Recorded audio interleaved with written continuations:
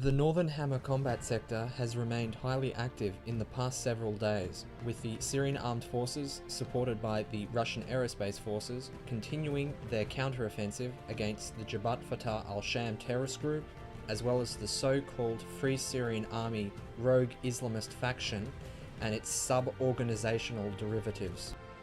The night of the 15th to the 16th saw preliminary bombardments carried out by Russian air power as well as artillery and missile strikes of the Syrian Arab Army. Primary targets included the towns of Suran, Ma'ades, and Taybat al-Imam. The ground assault began during the daylight hours of the 16th, during which the Syrian Arab Army reached the eastern gates of Ma'ades. The assault was a highly mechanized one, with the principal formations including the Shaheen Group of the Elite Tiger Forces, the 555th Regiment of the Crack 4th Armoured Division, and the 87th Brigade of the veteran 11th Armoured Division. On the 17th, Syrian Army shock troops penetrated the militant defences on the eastern limits of Ma'ades, capturing most of the town but not being able to impose full control over it.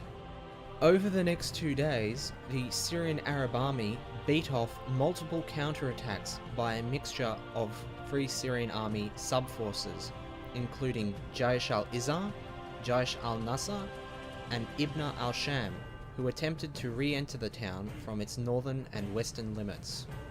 By the end of the 18th, the combined militant factions withdrew and the Syrian Arab Army consolidated full control over Ma'ades, having killed some 65 militants over the course of fending off the counterattacks.